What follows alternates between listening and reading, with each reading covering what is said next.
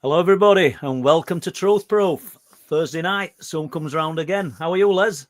I'm pretty good actually. Yeah, weather's picking up in the UK now as we roll into summer. So yeah, Well, and as then you can see, obviously, yeah, we're going to get a little bit more filming done. We've been talking about, haven't we? And absolutely, we've got some to do, and I've just been out today and managed to irradiate myself in that sunshine, but no complaints. I'd sooner have that than rain.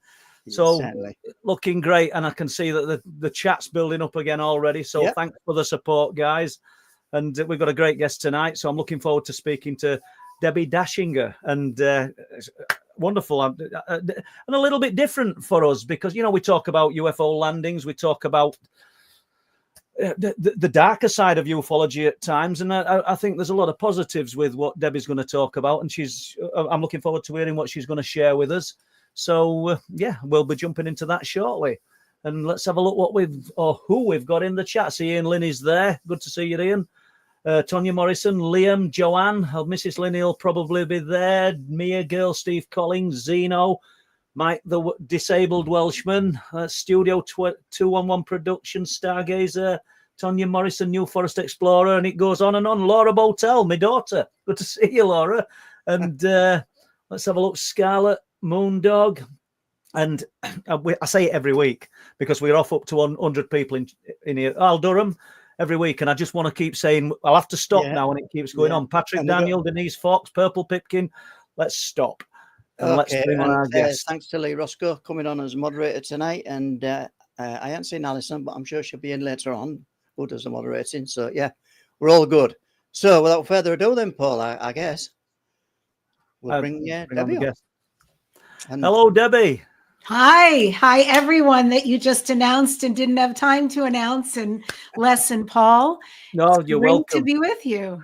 Well, we're looking forward to hearing what you've got to share with myself and Les and our listeners. And I would probably think first and foremost, you're probably an experiencer. I know you're a writer, researcher, host of the what is it? The award-winning Dare to Dream podcast. However, experiencer, would you consider that top of the list? Yes, and they very much go hand in hand. This experience that it's surprised me very much, and also very much the aggregator, the collector of information, because that's how it's gotten me where I am.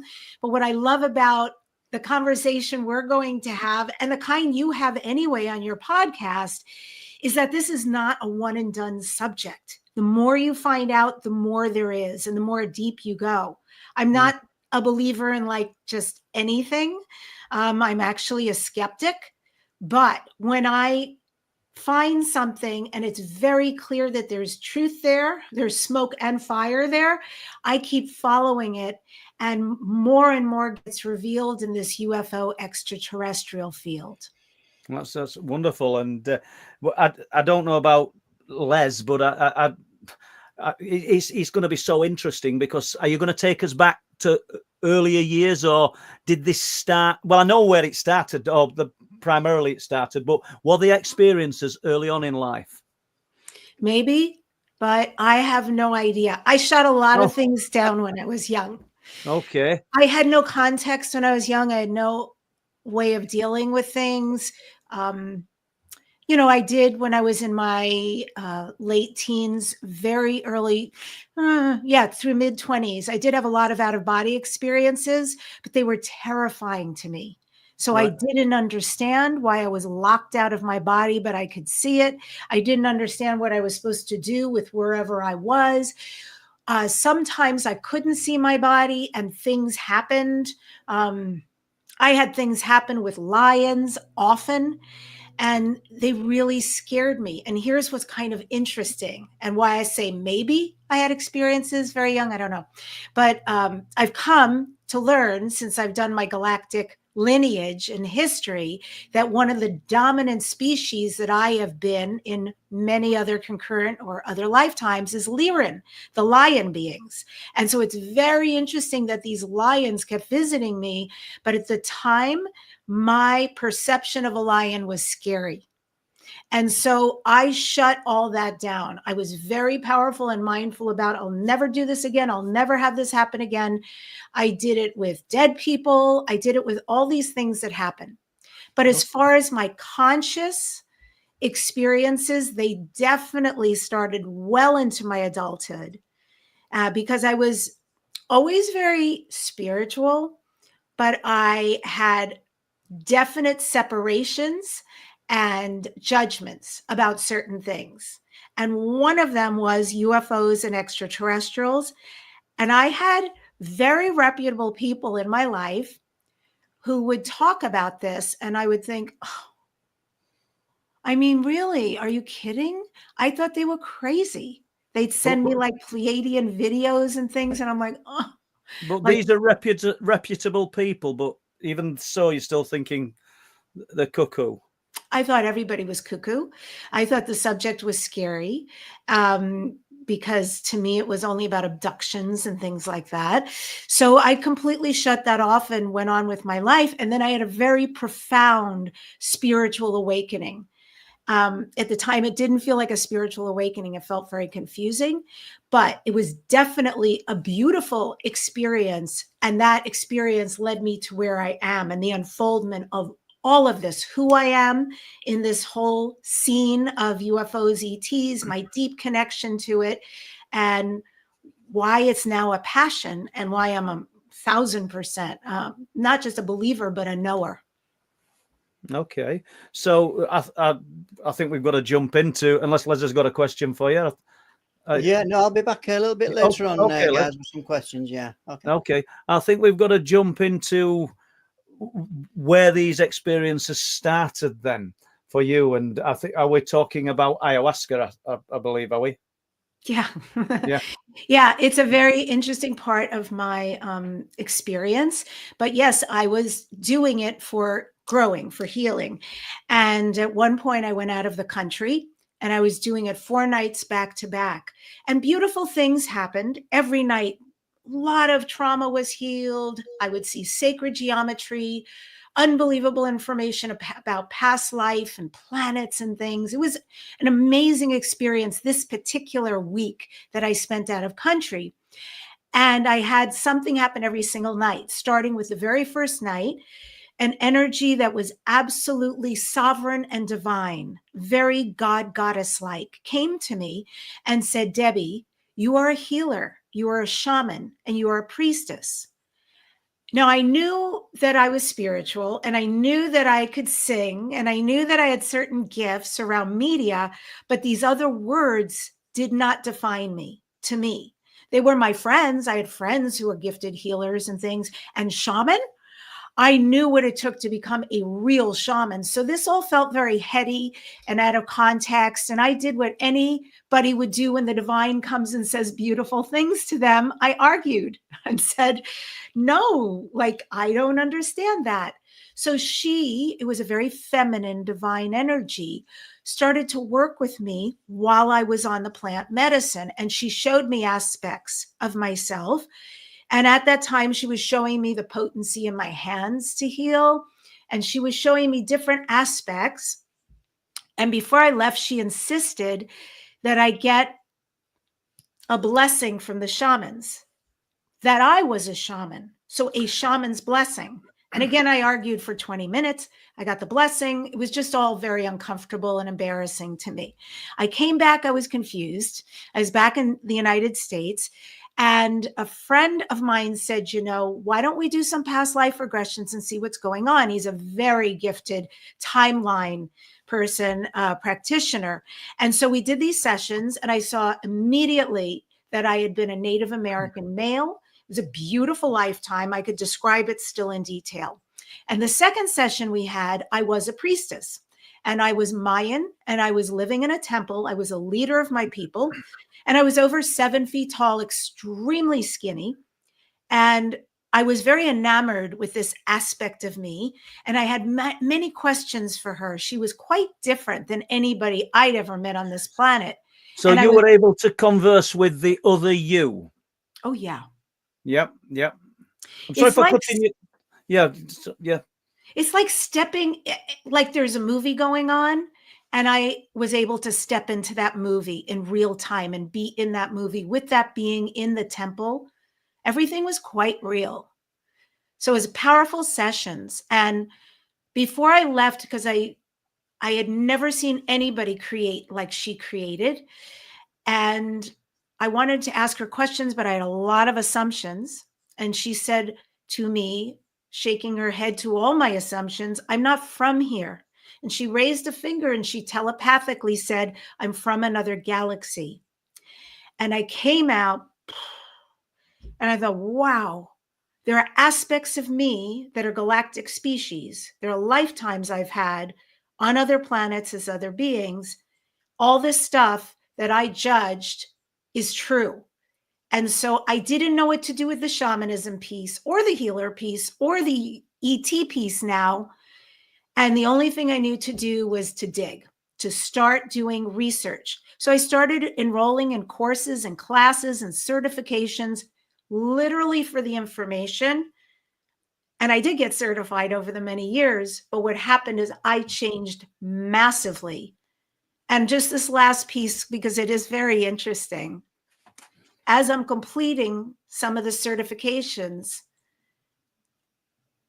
I receive an invitation from Mexico City saying, "We are about to put on the World UFOlogy event, and we'd very much like you to come and speak." And I'm thinking, me? Why? How do you know me? And it was baffling. I didn't submit myself. I know how to do all this. I didn't say a word, but I said, okay, that's pretty interesting, and said yes. And just as I was about to leave for Mexico City to do this speaking event with some very prominent people on stage, I then receive an invitation out of the blue from GAIA TV. "George Noory would like you to come on his Beyond Belief show to be interviewed." And I'm thinking, what is going on? Now, every morning I wake up, I do a beautiful shamanic practice. It also includes extraterrestrials, and I do this whole thing. And in between the years, yes, I've had many UFO, etc. experiences. Once I opened myself, things started happening. And so I sat back and I've watched over these many years, many invitations from all around the world, podcasts like yours, lots of stages. Now I've been on GAIA TV twice. And I really believe, because I've done nothing, that something else, whether it's this being I saw who is a Mayan priestess from another world, whether it's the extraterrestrials who are my family and are highly aware of what I've opened myself to and are very excited. I finally became open, but someone else is facilitating all of this. I've always been very reticent, rather shine the spotlight on someone else, but they've asked me to be a voice. And so I have accepted all of these wonderful invitations to share. So that's it in a nutshell. Okay, thank you. So what they've asked you to be a voice, Debbie. So what is that message that you're going to convey? Well, so to the populace, to the world, to the people that can hear you? It's real. Hmm? It's important because we are headed to be part of the galactic community. We're the new kids on the block, but they honor us very much. We are not looked down upon, even though in their I'm talking about benevolent, by the way, extraterrestrials. Mm-hmm. They are very loving, very advanced. They would never do to each other what humanity does to each other. They would never do to their planet what we do to Earth. But that said, they revere us for many reasons, including the fact that we can love so deeply, feel so deeply, and we're so resilient.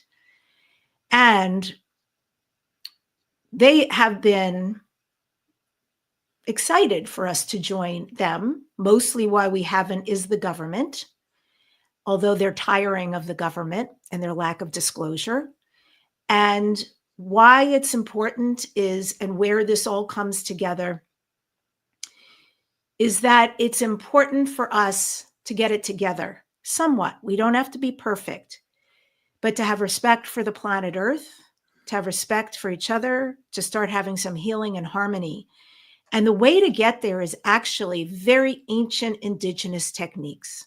The way the indigenous and the shamans have been since the beginning of time. And by the way, the indigenous and the shamans have been friends with extraterrestrials since the beginning of time. They're not even from here, the indigenous people. So if we can adopt some of their very easy and beautiful practices, we can start to heal ourselves, which will be reflected in how we treat each other and the beautiful planet Earth. I see. So, and this isn't me criticizing what you're saying, because it's wonderful to hear, but why would they revere the human species as we are such a warring, vicious species, or the creature that lives on this planet compared to other things that live on the planet? That's kind of difficult to get your head around. And why not other animals? Is it just because we've got conscious thought externally and not just sort of living and eating and just going around our business? We actually think outside of the box, unlike other animals, other creatures on this planet. Why are we so special to them? We're very special. Think about it. Who gets abducted? Why would they abduct humans if they only look at us as though and say, wow, they're just mongrels, they're primates. But how do we know they don't abduct animals? Oh, they do. That's what I'm saying. They do, but there is a reason. So let's just start with who we are really. Genetically, we are an amalgam of thousands of different extraterrestrial species. DNA, literally, science shows this, and we can go into the science if you're interested in that. But science has shown this since Francis Crick, who won a Nobel Prize for our DNA, specifically for discovering DNA and then breaking it down, discovered and said this is too complicated. It's impossible this came from Earth. And we have 5 special, if you will, extraterrestrial races who saved us after the Anunnaki genetically. So we are this very interesting soup genetically. Let's just start with that. And then you look at us, let's say, for example, compared to the Greys, the Gray beings, who are almost going to extinction. And Greys are very dominant in the, it's hard to say the word abduction because the hybridization program, let's call it that, right? So they're using us, and sometimes it's a few different types of extraterrestrial genetics, and sometimes it's just us and one other, like the Yael, for example, like the Sasani. They're half human, half other. Sasani are half human, half Zeta Reticuli.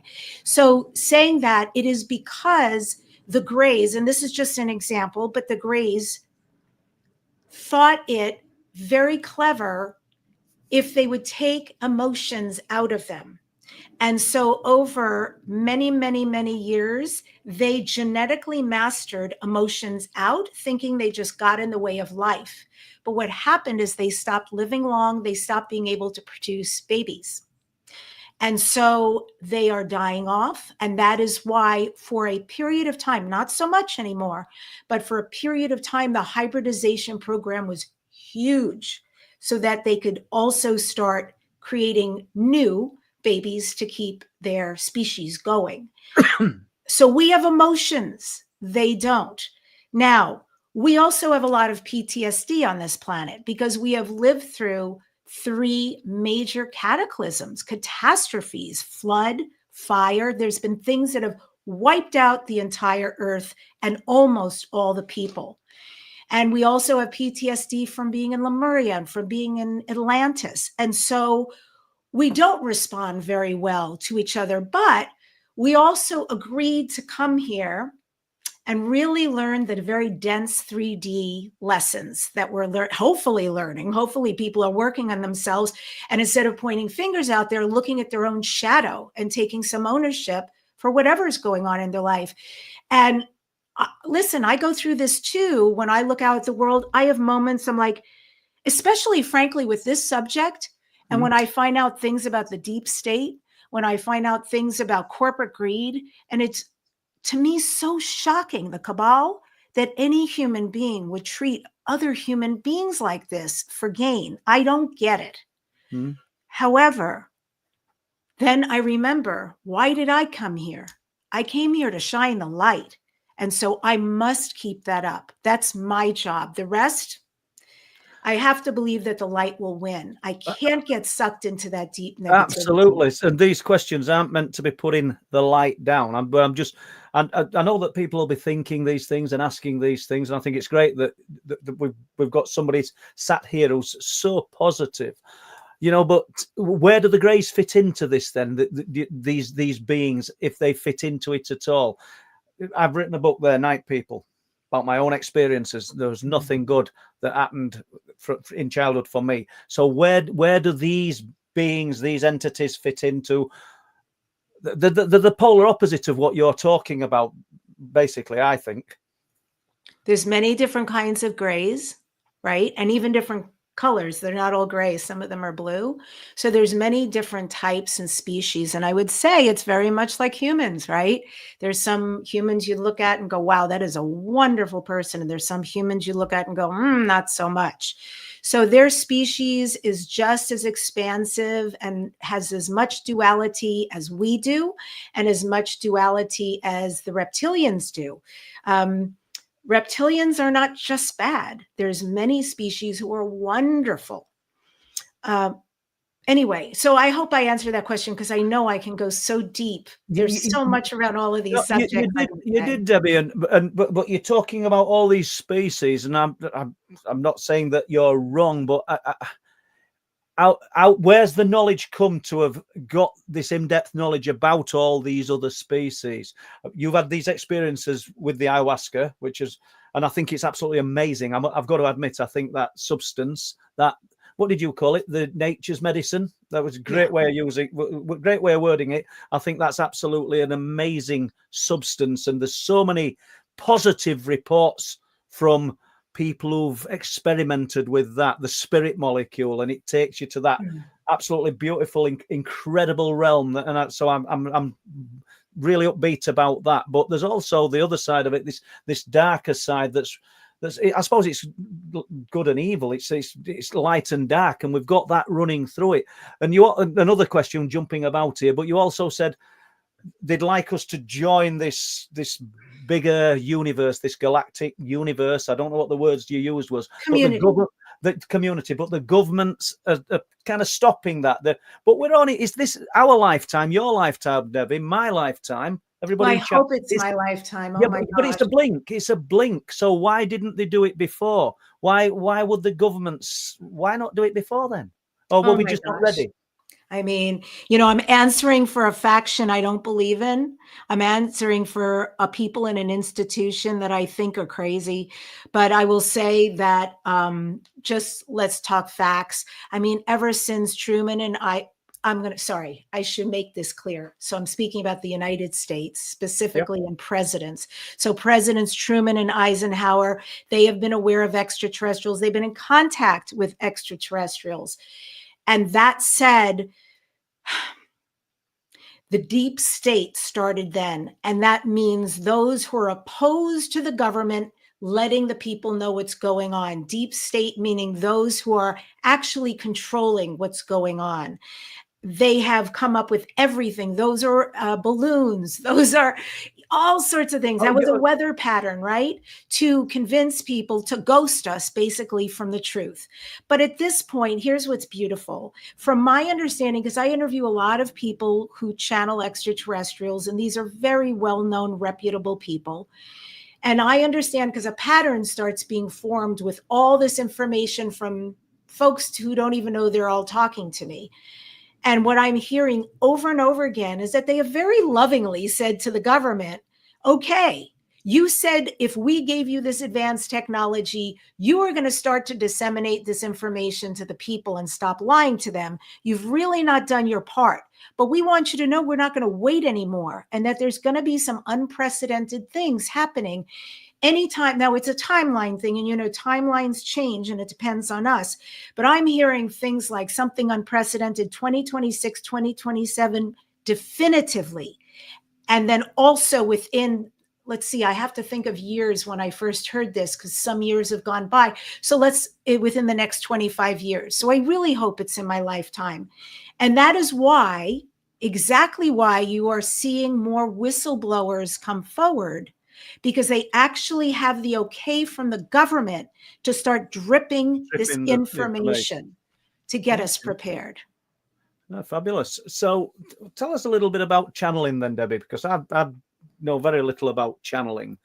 Well, I'm not a channel. Well, people would argue that, but I don't think I'm a channeler by any means. But I mean, there's a couple of ways to channel, trance channel. Those people, that's a big surrender. They literally give up their vessel for benevolent. I want to be so clear. These are not bad entities coming through. These are people like Daryl Anka, people like Wendy Kennedy. I could go on and on. These are amazing people with amazing information, profound.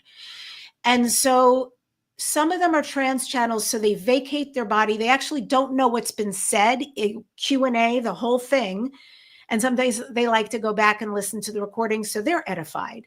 Then there's people who are conscious channels, and they're highly aware of the friend, the extraterrestrial being that comes through them, and they're usually family. I would say almost 100% of the time, they are past and concurrent lifetimes. So it's not like a strange energy coming through them. They're very well known. Sometimes it's a collective of energy. Sometimes it is one being. And that's what these people do for a living.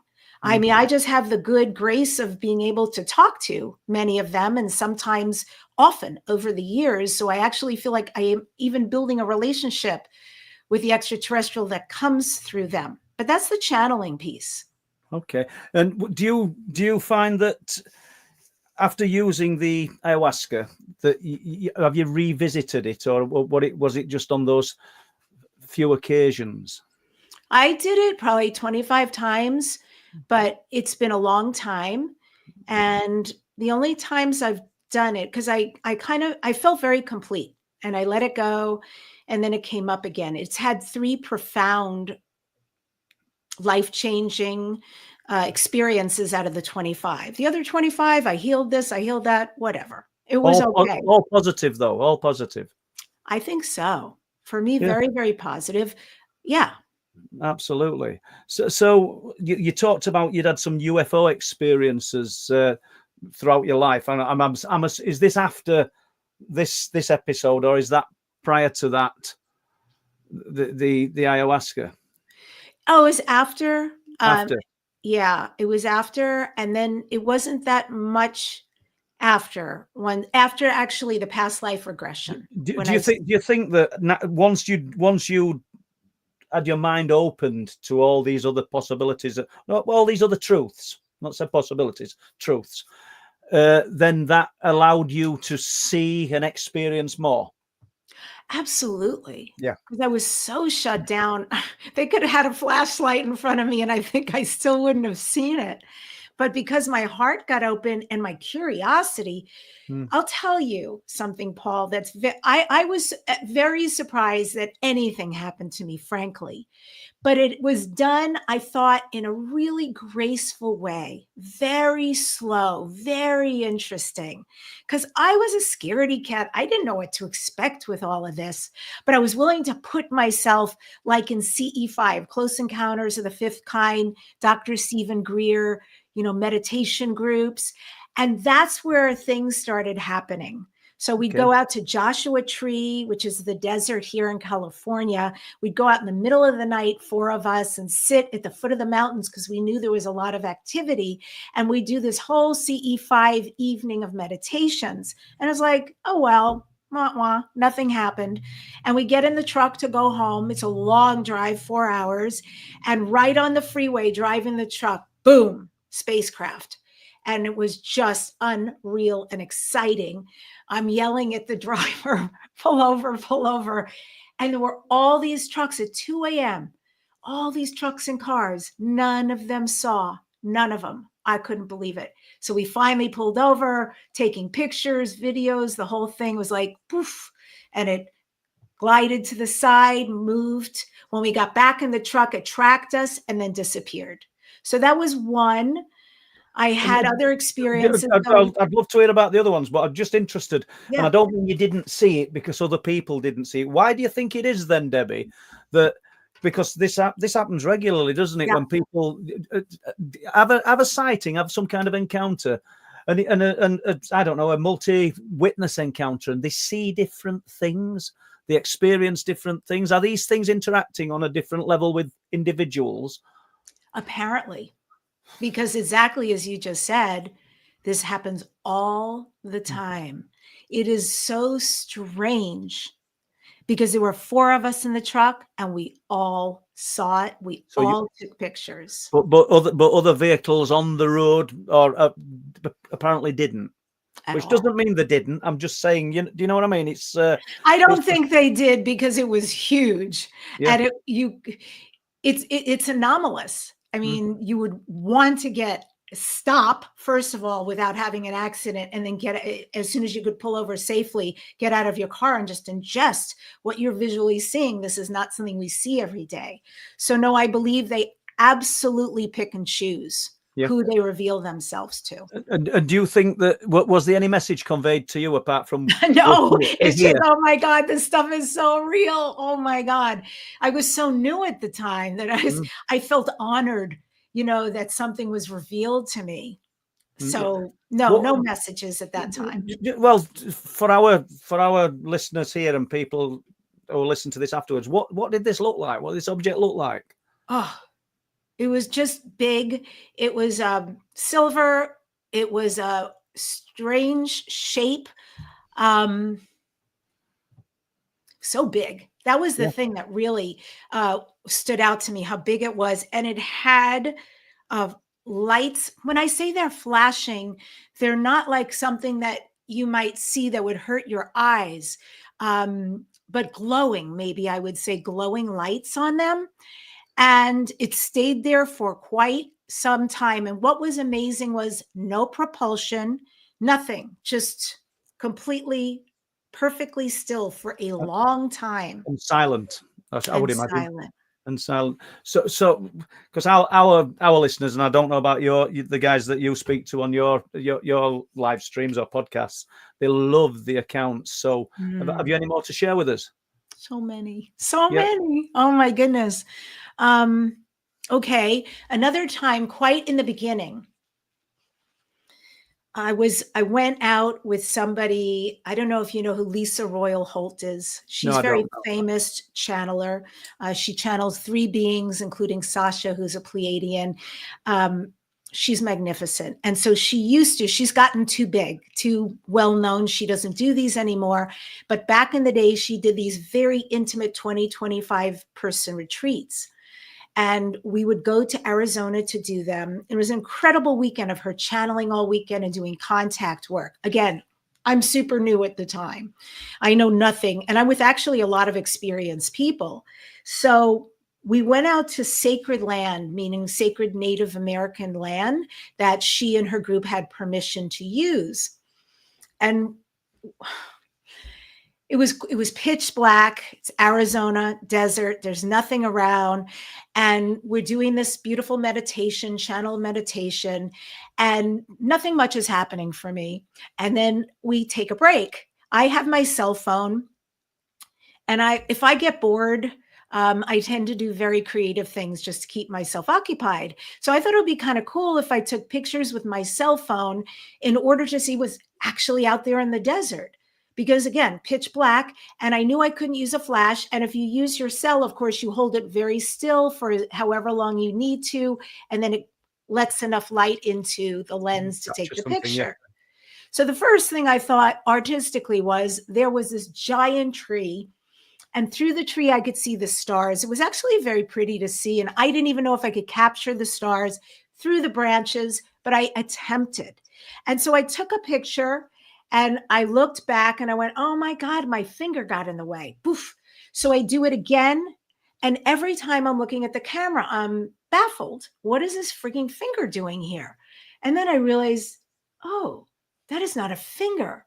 So it's an unbelievable picture. You can see that there is an orb at the very bottom. And this is the kind of orb most people see, these angel orbs. However, then there's the tree, and covering the whole quarter of the tree, all the way covering all the branches, is this beautiful sphere. It is milky colored, solid. You can't see through it. Milky colored, and it is full of prismatic colors like blues and purples. It's very pretty. I never understood what that was. And one time while I was speaking to Wendy Kennedy, who channels the Ps, the Pleiadians, I was asking them, like, this thing happened so many years ago, and I've never understood. And the 9Ps, the Pleiadians, said to me, this was an advanced species, and they knew that you were open. So they were coming to spend time with you, but they were not ready. And the funny thing is, I don't think it was them that was not ready. I think it was me. I was so new to all this. So that was a beautiful story. And then that same night, I also pointed the cell phone out. Again, pitch black. It looked like just mountains way off in the distance. And I captured a spacecraft on the cell phone. It was a big night. Absolutely. And is there a team of people then that you surround yourself with, or do you do most of this work by yourself? I don't do it at all. I mean, now I do. Now we could take people out to the desert and do the CE5 stuff. But in the beginning, I just used to go with other groups to have the experience. Yeah. And do you think then, Debbie, that, so, I mean, obviously, because you're going out hoping to have these experiences, do you find that sometimes you go out there and you think nothing's going to happen? This person's a little bit flat, a little bit negative. That's just going to close it down. Or is it pretty positive every time that you've gone out? It's a good question. I do think it really matters who you're with. Hugely so. I've been told over and over and over again by extraterrestrials that you could do every CE5 in the world, but the one thing they look for is an open heart, you know, loving, kind, open heart. It actually matters to them, and they will respond more to that. So I think out of all the many times I've done it, only once did I ever go out with a group and there was like some contention where the person leading the contact work just wanted to do meditation after meditation, and the other people were kind of tiring of it and said, you know, can't we just have some fun for a while without having to meditate? And then she didn't like that. She was a little controlling. It was interesting. And nothing happened. For sure, nothing happened at all. So we talk about extraterrestrials as though they're eons away, but in actual fact, they're only a thought process away, because you're connecting with them. And if you're right, millions probably of people all around the world are having these connections. So are they actually extraterrestrials? Are they here? Yeah, there's ultra terrestrials, there's extraterrestrials, there's angels, there's lots of entities. Malevolent, benevolent. I mean, there's so much out there that is just, you know, a veil away from discovering. Okay, so where does religion fit into this then? Is it just an extension of what we're all believing in? Because obviously certain factions of or religious groups aren't going to like what you're talking about, what I'm talking about. It's not going to fit what they conceive as, well, it's not just going to fit into the paradigm of what they're wanting to put over, the message that they're wanting to convey. That's okay. I mean, I really have nothing to say to that, as long as they're happy people, you know, and if they found a goddess of their choosing and it works for them and they live happy, content lives, that's beautiful. Nobody has to believe this information. Nobody. This is my path.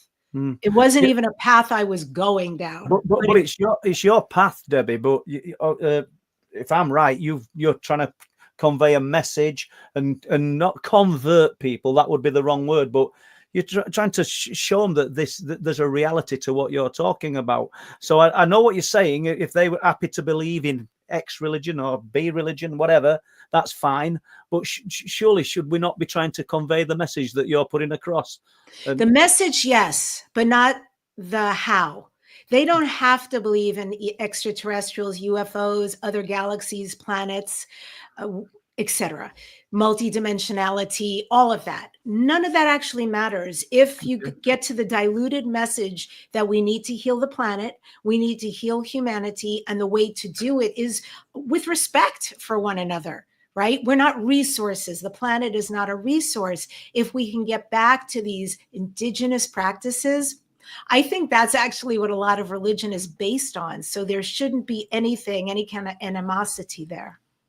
Okay. What about disclosure then, Debbie? As in from governments and things, what are your views on that? I think it's fascinating. I think, I covered this before, and, I'll reiterate a little bit that we've been put on call. We've been put on notice that we need to start owning up to what's really been going on. And so that's why things are coming out right now. More and more truth, more and more books, more and more people like David Grush and Lou Elizondo, et cetera, and other people who work with some notable names. And,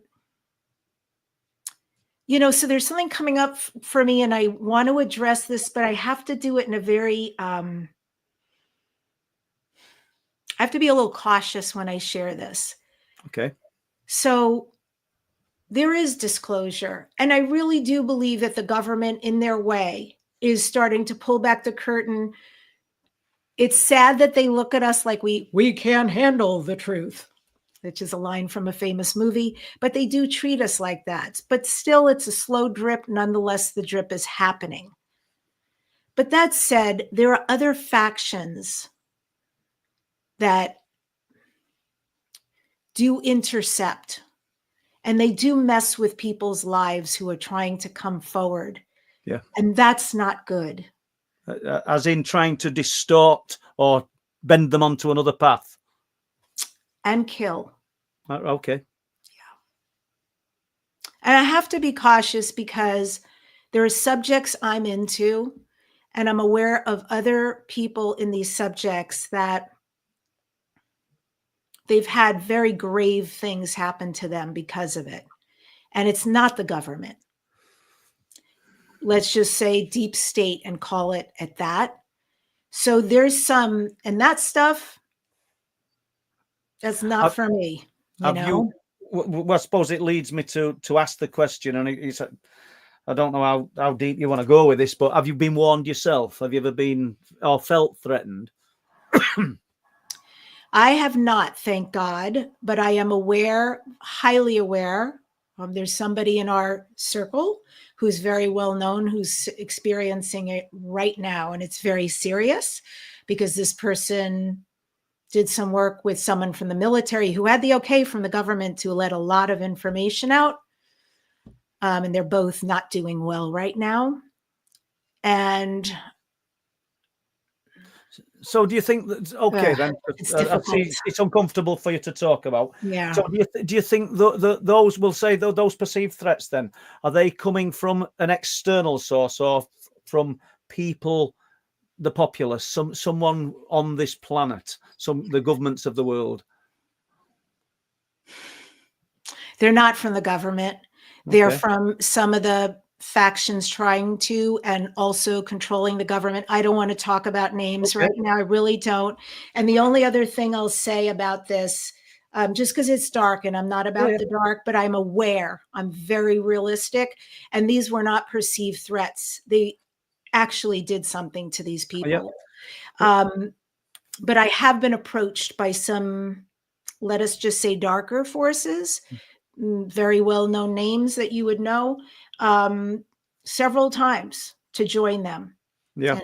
And by the way, they're brilliant in the way they reach out. Brilliant. And I can see why people go, oh, all the power, all the money, all the youth, all the, everything I dreamed of. Yes, I get it. I get a little, when I've received these, and then it's like, you're selling your soul. Do you know, you just took the words out of my mouth. I was just going to say, so is this almost like selling your soul to the devil, isn't it?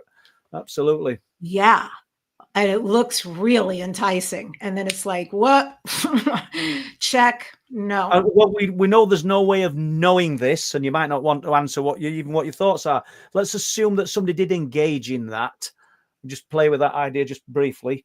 What price do you think that they would pay further down the line?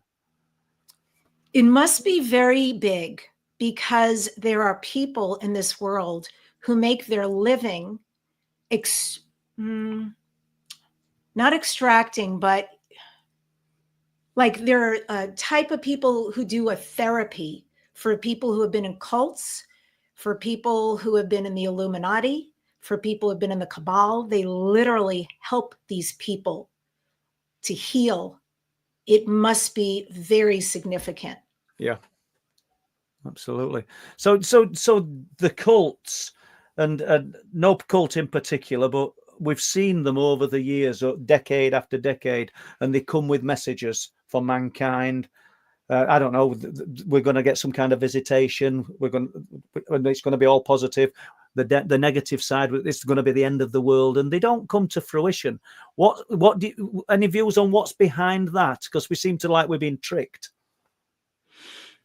No, I don't know about that. I've been very fortunate to only be with very accurate information, or folks who give that out. So I don't know anything about falsities, false prophets.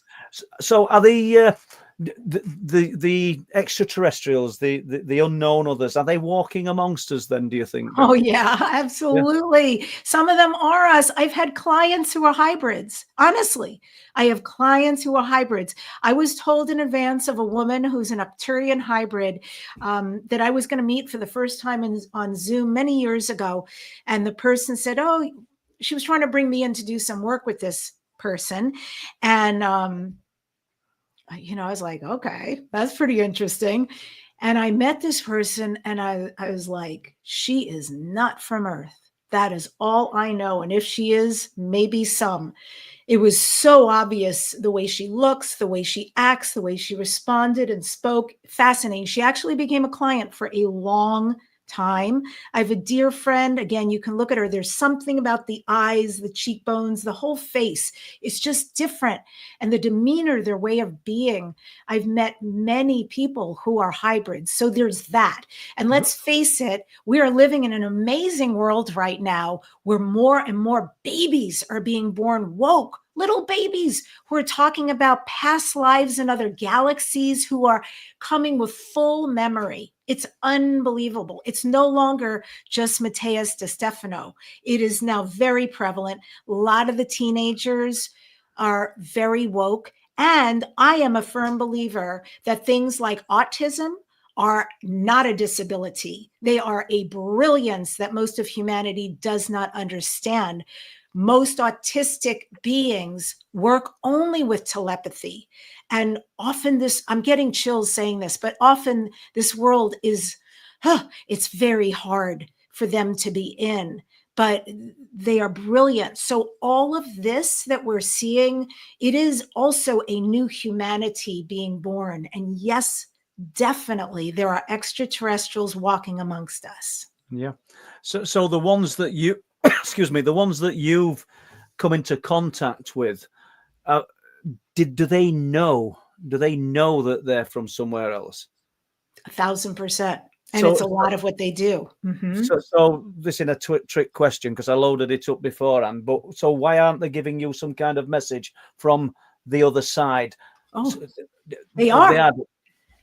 They are. It's the work they do. It's literally how they're known. They speak all over the world, and these are very popular people, very well-known people, and they're known as the hybrids. Yeah. Oh, yeah. Well, honestly, I have heard of the hybrids, and I'm only pushing it for our listeners. I'm not pushing you, Debbie, as such. Sure. But so what I'm saying is, I could say that I'm a hybrid.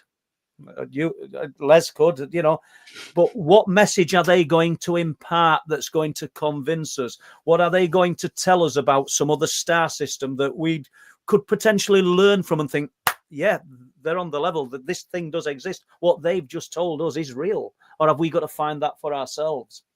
Oh no, they're very forthright. And I don't know, they come, I mean, when you say come with a message, well, I say come with a message because we talk about disclosure, and you said the governments of the world are holding it back. So if we've got hybrids who've got knowledge of well, we'll say simplify other star systems and other galaxies, and knowledge maybe that people of our science don't know. Why not just impart that to amateur astrologers and astronomers and other people, so that they can go and search and think, do you know this is correct? This I don't know, you know. Well, I think when you go to one of their talks, let's say, because these people do talk all around the world, it becomes very abundantly clear you are listening to really advanced wisdom. Okay. And so the one thing is the listening to the words and how it affects you, how it's very deep. But the other thing is the energy that they emit, which is very different than most 100% humans I've experienced. All I know and all I can say for myself is that I've learned a tremendous amount being around them. And they talk about everything from their conception on the ship and how it was to have a human mother and a Arcturian father. They often go up to the ships. And they convene, they get information, they bring information, but they're with family at the same time. So I don't know, it's very educational and it's very inspiring to be around beings like this. And I think you have to experience it to know for yourself. Like, everybody should have a barometer, right? I'm a skeptic. I believe very little, but I know truth when I feel or experience truth. So for me, these people have been 100% real. Okay, thank you. And before we go to some questions, are you good for some questions from the chat? I love it. People who want to find out more about your podcast, your live stream, the work that you're doing, where can they find you, Debbie? Thank you. Thank you. Yes. I'm on all major podcast platforms. Dare to Dream with Debbi Dachinger. You have to use my full name. Otherwise, it kind of goes to Disney or something. So Dare to Dream with Debbi Dachinger. YouTube under my name, Debbi Dachinger. I think on YouTube alone, I have 50,000 subscribers at this point and growing. I'd love to have you there and see your comments. I have great guests. I've got a Starseed gift for anybody who wants to learn about their galactic lineage. It's really incredible and comprehensive. And you can go to my website, debbidachinger.com/starseed. Just spell my name right, DEBBIDACHINGER.com/starseed. And finally, if you would like to see my 2 interviews with George Noory on GAIA TV, I'd love you to. And for your time of watching the interview, a gift of a full week free subscription to GAIA TV. And again, go to my website, debbidachinger.com/GAIA, GAIA, and get your free 7-day subscription. Fabulous. Thank you very much, Debbie. And we'll go to Les and see whether we've got any questions. I'm sure there will be. And thank you. Yeah, plenty of questions, and thanks for that, Debbie. All the information that Debbie has just mentioned. I knew you were going to say that. Yeah, it should be in tonight's description of the show. So, you know, if you can't remember the exact addresses Debbie just gave, please go to the description of tonight's show and you'll find them there. So, without further ado, then, we'll let Debbie take a nice long end. And the only thing, if I may, to ask people, I don't want to go more deeply into the dark stuff. I just don't. Right. Well, I hope there's no questions into that. So that's fine, Debbie. Yep. Yeah. I mean, people have to understand. I understand that it's fascinating, but we all have to protect ourselves. And so that's why. Okay, then. So Liam is asking Debbie, I'd love to hear your thoughts on coincidence and synchronicity and whether you've had any chance to chat to Dr. Bernard Bateman on the subject. Ooh, I've not even heard of him. No, I haven't. That's fascinating. You know, I've had a life full of synchronicities. And thank you for this question, Liam, and thank you for spelling my name correctly. I love synchronicities. I feel like that's the universe's loving way to go wink, wink. You're on the right path.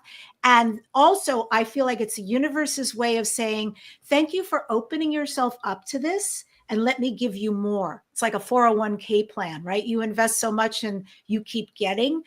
I really feel also like they can redirect your path that you're on. And when things start happening, great example, by the way, we talked about ayahuasca. So in the beginning, I shared very openly, I'm an open-minded skeptic. True story. Big eye roller. I was a big eye roller about plant medicine. I was like, who would do that? I thought that was crazy. And then 3 months later, all of a sudden, something changed. I feel like grandmother ayahuasca came and said, I want you to come sit with me.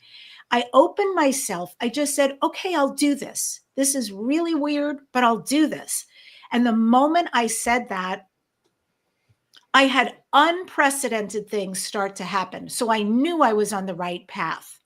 For instance, I was taking a hike, and I was in the middle of freaking mountains with my dog. I was coming down from a mountain and I got completely lost. I took the wrong path to come back down to find the car. It was a considerable walk. And I came back down and I found myself in a place where all these picnic tables and people, and I'm trying to figure out, my God, I don't know where I am and where's the car. So I just start walking.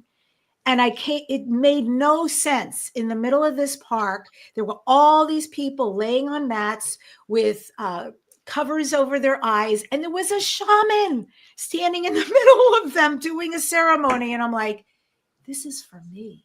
I just agreed. I haven't done it yet, but I agreed to do ayahuasca. And look what they're showing me. And I had about 7 things like that, completely independent, synchronistically occur. And it just put me so at ease, like I'm supposed to do this for some reason. Wow. Thank you. Yeah, and great question, Liam. Thanks for the question. Just a question from me, Debbie. When we talk about hybrids, how far did this hybrid program start? How far back in time? So did the indigenous people, say, go through a hybrid session, for want of a better phrase? Most of indigenous people are from a planet in the Pleiades called Maya, M-A-I-A.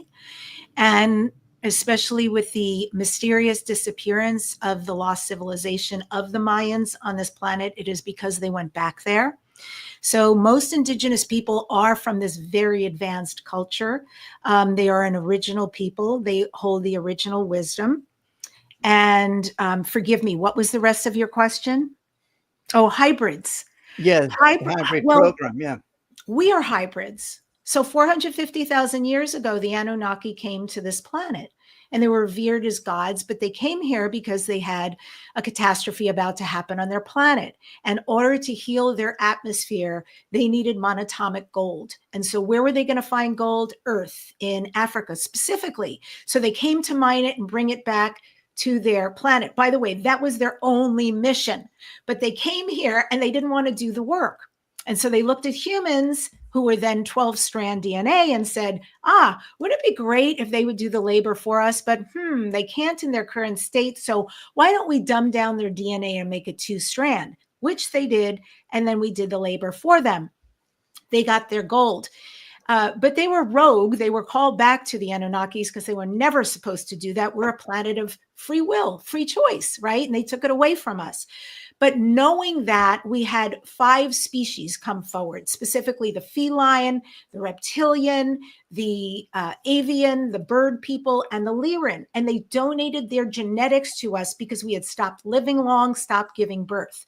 And here we came back as Homo sapiens. So we are hybrids. Let's be very clear that when we meet people, when it does start happening where more and a lot of the earth and the humans on earth start seeing and experiencing extraterrestrials, because they're family. We are genetically connected to them. So that said, yes, hybridization has been going on for a long time, but then it really kicked up after the 40s and 50s. And the Greys specifically went to the government and said, our people are in trouble. We need some of your genetics so that our lineage continues. And in return, we will give you. And they gave them a lot of advanced technology. And of course, the United States specifically reneged on some of the things they said they give, but also the Greys did, because they were saying to the Greys, you can only take certain people. That's all that's okay. Everybody else is off limits. And the Greys went, okay. And then they did whatever they wanted. They started taking just about anyone. And because the Greys have no emotions, they were freaking people out, like completely freaking people out in these abductions. And so it went on significantly for a long time till they were sure that their lineage would continue. And it's dropped down a lot. It doesn't happen a lot. These days, most people just have experiences going up to a spacecraft, they visit with their family, etc.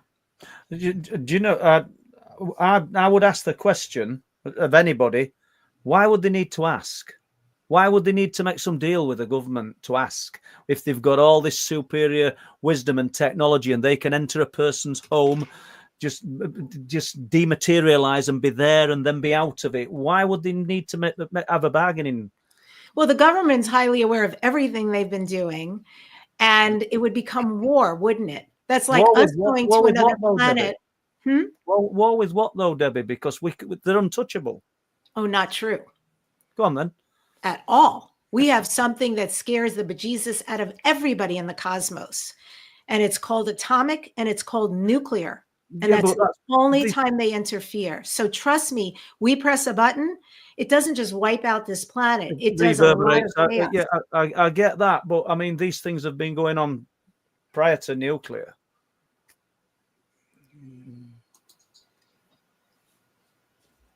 So, because it's the way to do things. I mean, this is why I was saying to you earlier, there's a lot of different types of Greys. It's not just good Greys, bad Greys. And also the bad part is perception. Yes, there's a lot to abductions. And I know I have to tread carefully because people like yourself have not had good experiences. And I have a lot of compassion for how awful and terrifying that could be, especially with a scientific species that genetically morphed themselves to not have emotions, and a beings on a table having lots of emotions. They're terrified. So there's so many pieces to this. But I will say that why with the government? It's because they had already been in cahoots with the government. The government wanted an exchange. They feigned that they would do this exchange, and they did to some point, but not completely. But there was a lot that both sides were going to get, as opposed to the Greys just coming in and taking. It was like a trade, if you will. Thank you. No, thank you. Mm-hmm. Okay, and then before I bring another question on the screen, I'd just like to take you back to when you was talking about autistic people, Debbie, because and Paul's had dealings with it, and there's quite a lot of people in the world have dealings with people who are autistic. Absolutely. And my grandson's autistic, but the thing is with that is that the spectrum is that great. I mean, I'll take for instance my grandson. He can't function in normal life without being looked after by somebody else. Yeah. But his intelligence, I'll go along with the aspect that his intelligence is absolutely amazing. He can remember well before his time, say like hit records, spinning records, charts and everything. He can go back to the 1970s and he can tell you who sang what year, what month, right back, to when he was born, forward to when he was born, which I found incredible. And just one other thing, Paul, we featured in our film. I know what he's going to say. Yeah. And but I'll leave you to expand on that. No. It came. I thought about it when Debbie were talking, and I didn't want to steal Debbie's thunder. But not steal it, but I didn't want to break in because you were in the flow. But I'm on. You're on point with the autism and the people that think differently, because we noted when we made Wolflands, the documentary, that one of the absolutely most incredible experiences that we featured in that documentary, one of the people in it, or we didn't name, but he'd got autism. And it was Asperger's, actually, was it? Regardless, he perceived what was going to happen before it happened. He knew it was there. He could almost see it without the other guys seeing it, and it's an incredible thing. And I think in some missing persons cases, well, we're not going to go dark, Debbie, but I think but the people that have vanished in mysterious circumstances have had these autism and Asperger's in some instances. Do you know what I mean? The ones that are unusual. So jumping back to Wolflands, I know that that case in particular, I believe that whatever it was that was interacting with those men found that guy's mindset or something about him really interesting. And I don't know, that probably doesn't tie into the way that you were working with this, Debbie, I know, but it does 100%. I love what you're saying. Thank you so much for sharing this piece and pulling back the curtain on your lives as well. And there is something beautiful, and I'm going to put it in the chat for you. It's called the Telepathy Tapes. It's a woman by the name of K.Y. Dickens. Let me see if it's Dickens or Dickinson. It's Dickens. And I'm just going to put it in the chat for you guys. But she is just a scientist, but she brought in experts and autistic people for this. And she just found they have telepathic abilities. And when you hear it, I don't know anyone who's not deeply impacted. Now, I've known about this for a very long time, for over a decade. I've known that bipolar people, autistic people, ADHD, ADD, all of this, why is it up on the rise so much? I really believe the new human is being born, and this is part of it. And again, nothing disabled about them, a lot that's brilliant. We may not understand always how to connect, and they may not feel comfortable always connecting because this is a very loud world to them. However, they have so much beauty to offer. And if you listen to some of her podcast, or she was on Joe Rogan, if you want to listen to that, it fills my heart to hear somebody bringing this subject to light.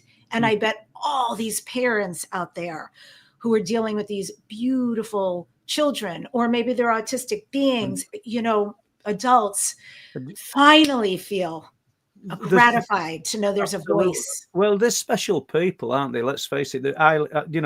Special people.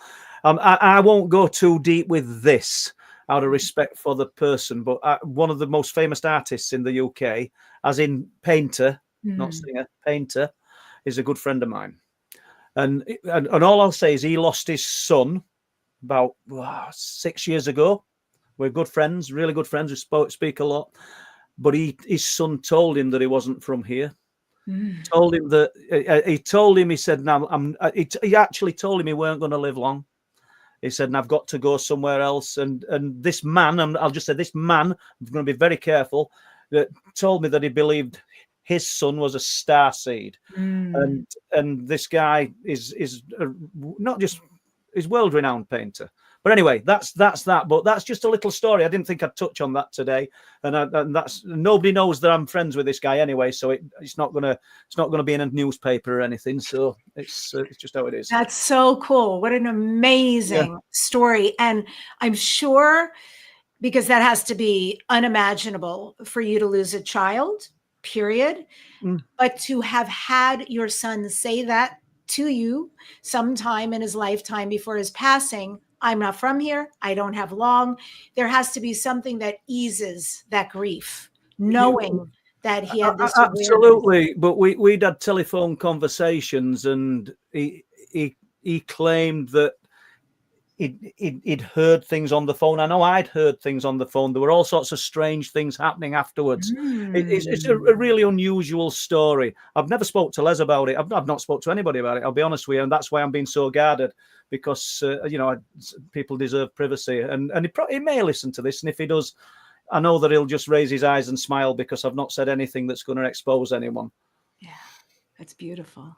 Okay, I'll go on to the next question. And Debbie, Stephen Collin, Debbie, what type of healer are you? I know you picked up on this, mentioned this at the top of the show, but if you can. Yeah, thank you for the question. So yeah, labels are really difficult for me because I am finding the more I do what I do, more things occur.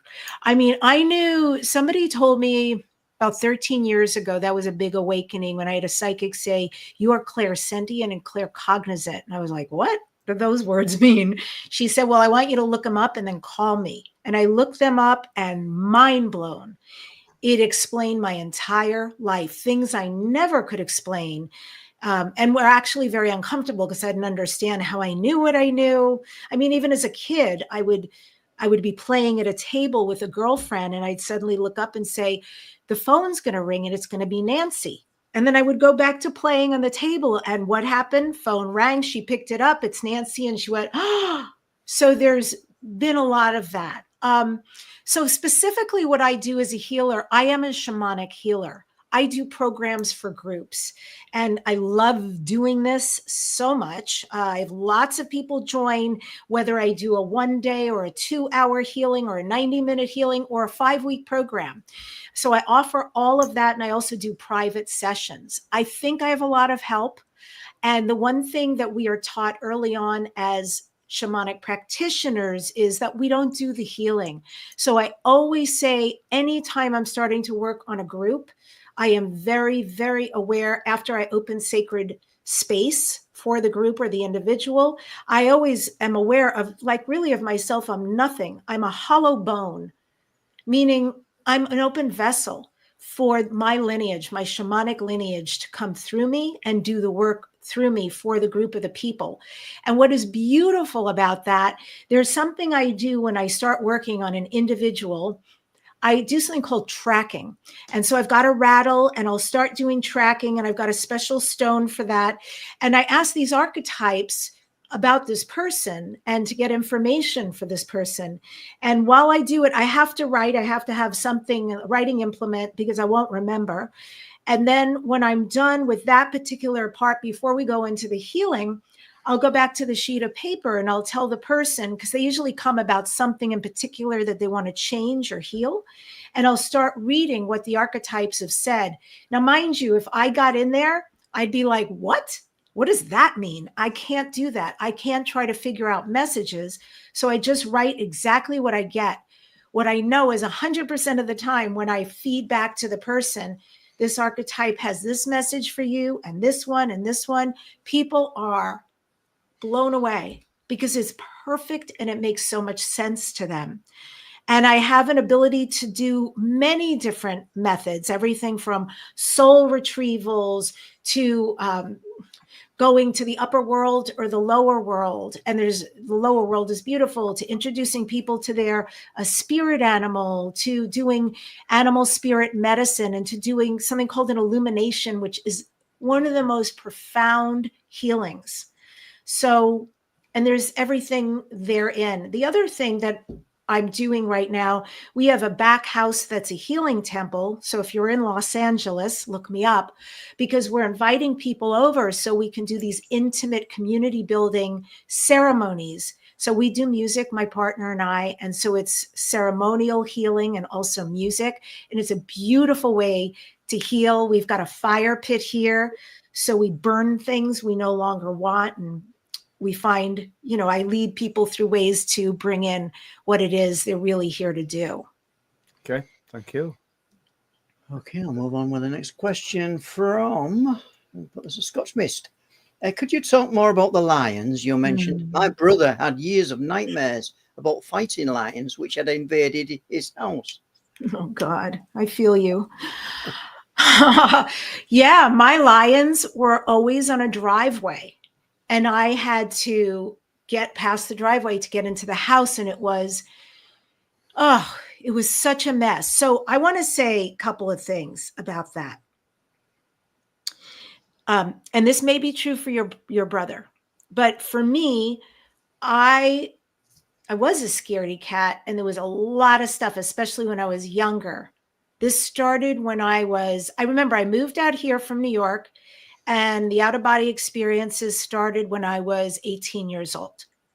And at first it was just like I'd fall asleep on a beach and I couldn't wake up. And then I was somewhere else on the beach looking at my body, and it felt interminable. Just went on, and it became more terrifying that I was locked out of myself and couldn't move. Then it started to progress to other things being in these out-of-body experiences, and this lion one happened many times. I think it is because of how I related. I don't think in the context of the being I am right now, it would have been terrifying. But, you know, lions are really about courage. Lions love deeply, they bond deeply, but they're really courageous and creative species, but also animals.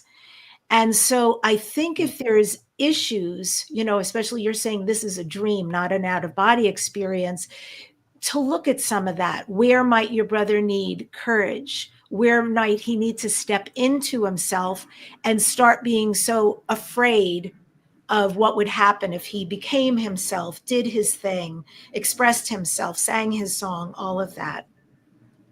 Okay. Are we more being shown animals to give us messages then, or are these actually? Are you saying these are lion beings? So it sounds like clairvoyance, like a medium, a spiritual medium would say, you know, they're showing me flowers, and or they're showing or they're showing me this food, honey. It's food for thought. I'm not sure I got what you meant there. Are these actual beings that you're saying that they are, or are we being? Is he being shown lions to give him courage? Yeah. So his subconscious is pulling up what is best representative, and in this case, it's a scary animal that could eat him, right? And what I'm saying is, what if that animal, like, it's symbolic, but it's not being given to him like a lion being. It's being given to him as allegory. Like, take a look at this. Yeah. What are you so scared of? So it's just a representation. In his case, in someone else's case, it could be, you know, a giant boa constrictor, or it could be a lawnmower that, you know, doesn't stop running over people. It could be a lot of things, but whatever we engender, that's sort of horrifying. But there's probably an issue with him that's stopping him right now from stepping into himself. And I do think there's a distinction between a nightmare, which isn't fun, and an out-of-body experience. Thank you. It's great, that, Debbie. Thank you. Okay, Bridget, blessings and greetings, Debbie. Have you got any advice as to how us mere mortals could connect with our own spirit guides? Oh, that's so sweet. There's nothing mere about you. You know, I think we have to get quiet, and I think we have to allow things in. So I can tell you a very simple way to start. I know a lot of people will say meditation, but that's not everybody's jam. But a very simple way to start is to take off your shoes and go outside. If you have a house, perfect. Go put your feet in the grass. And if you don't, find a park. It's easy. And once you put your feet in the grass, no shoes, because there should be no rubber. We're earthing, we're grounding ourselves. And then literally close your eyes and let yourself have roots at the bottom of your feet. Let those roots go deep into planet Earth. And once they're there and you see that, also see a column of light coming from the cosmos down through your crown, through your body, through every atom and particulate, and have that go into the ground. And then from those roots, pull up all that beautiful, nurturing, loving, caring energy from Mother Earth all the way up into your body, into the cosmos, and then start having both pass back and forth. Once you do that for a while, and that will change you alone, simple, 5, 15, 20, 30 minutes, whatever you can do, it's a game changer. Once you've done that for a while and you feel very comfortable, like I literally feel changed just having done that fast example, then do it and start asking. Start asking. I would like to meet my spirit guides, and always protect yourself. The benevolent, loving ones of the light only. No harm ever comes to me or any of my loved ones. Say things like that so that, because I know, I'm saying that because I know somebody right now who's really gifted. This guy comes from crazy shamanic and other lineage out in the Amazon. And without training, he started experimenting with stuff and he's having problems. And I'm like, who does that? Who opens themselves up? There's a lot out there. I would never be an open portal, never. So when you, and don't worry about that, as long as you say these words and invite in spirit guides, just keep doing that and then go back to the practice, non-attachment, let it go. Have an open, loving heart. And I do believe things will start happening. You'll start getting messages. You'll start getting synchronicities and signs and maybe even more. Thank you. Okay, yeah, and thank you, Debbie, for that one. And Mike, the disabled Welshman. Hi, Debbie. If you got abducted by aliens and they experimented on you, would you then have a different view of them? That's a good question. Maybe I might even be closer to them. You know, this is the part I kind of didn't want to talk about, but I am going to talk about it because it's very well known when people do deep work into their soul that there was actually a soul contract before they came into this life that they would have interaction with whichever beings take them. So I want to use Whitley Strieber as an amazing example of this.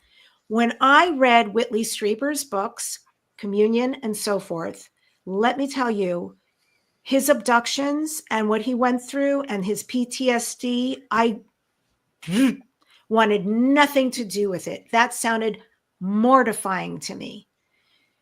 Now, I know Whitley, he's been on my show many times, but he's a different human being now. He doesn't look at that any longer. That was just the best he was doing in who he was in the 3D limited version, I'll call it. He is now massively expanded. Now, Whitley wakes up at 3 a.m. to meditate with these extraterrestrials who have, now he understands, are family. He has deep relations with them.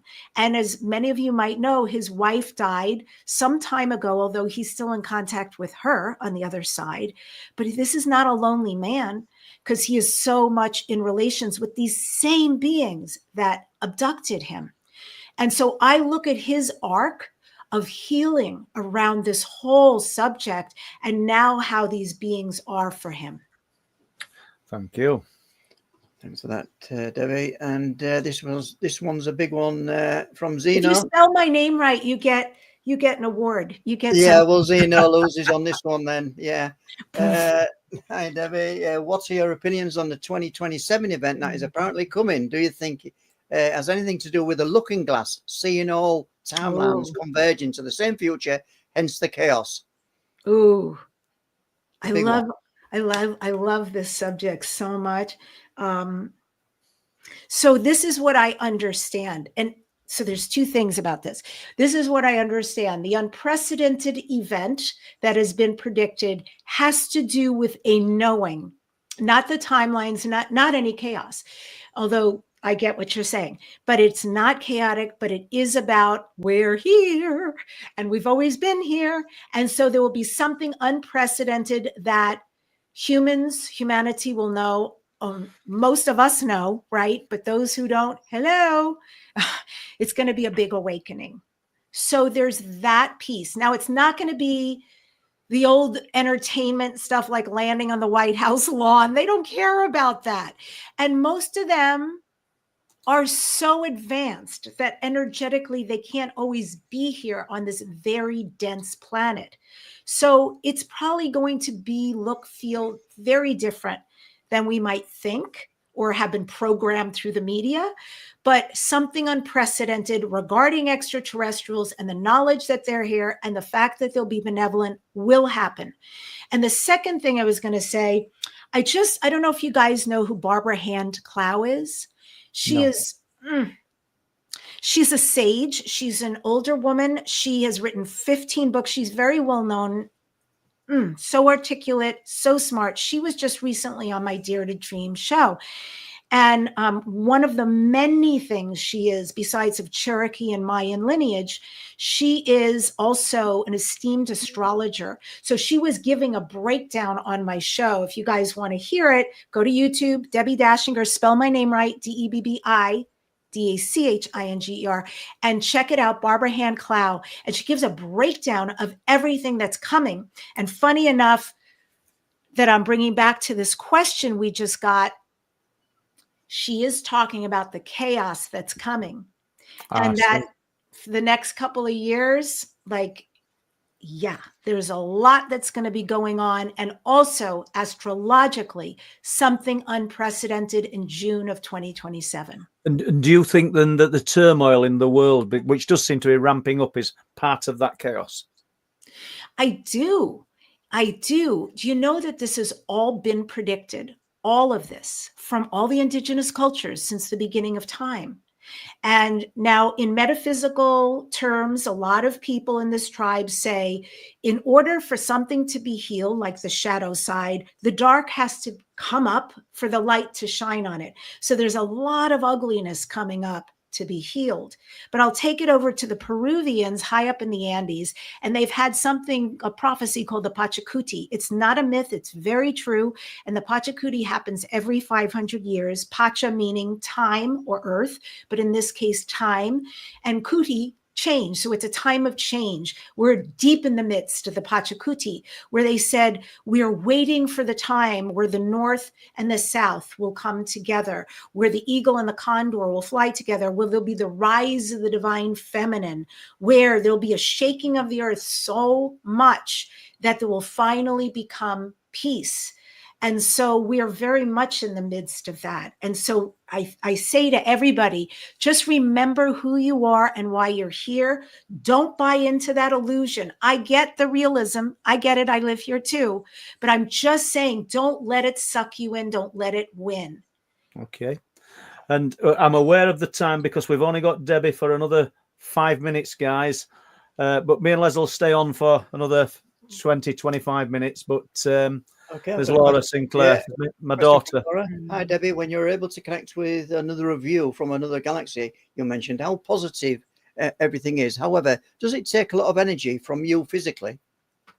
Not at all. I didn't feel any kind of drainage. I know people who channel, who they have to drink tons of water and then they have to get a lot of rest afterwards. No, I didn't experience that at all. It was very powerful, very life-changing. I didn't feel like there was anything I had to re-energize over. Lots for me to think about, that's for sure. But I'm thankful. It was very positive. I'm thankful. I feel like I've paid dues in a lot of places in my life. So the fact that this particular realm has been so exceptional, I am grateful. Thank you. Okay, and probably before you go, Debbi, Time for one more. Natural Ginger, hybrids of what? Natural Ginger is asking humans, and what exactly? Yeah, everything. So this is my understanding, that there are things in our oceans we cannot even conceive. There are beings who don't want to be known because it's not really their thing to connect with humans, but they do lots. I have to be careful of my words because I don't want to trigger anybody, but they do lots of experiments. These different beings. There are octopus beings. There are fish beings from Sirius. There are so many different types. And there are certain species, not all of them, but certain species come from scientific backgrounds. That's who they are. Praying mantis are scientists, etc. And so it is fascinating for them to create new types of beings. Sometimes it's for great reason. They need to, because they need, you know how they say, if you get a purebred dog, they don't live as long. But if you get a mutt, they've got so many different types in them, they tend to live longer. And so it's like that also with the extraterrestrial beings. They want to keep their species going. For some of them, it's just fun and fascinating and so forth. There's also tons of beings who live subterranean in the earth. I know that's a whole nother subject, but I'm deep into research on that right now. And Some of them are the hybrids like the Greys that I said they must, because their species is dying off. They took too much emotion out of themselves. They're using humans to bring it back. But yes, it depends.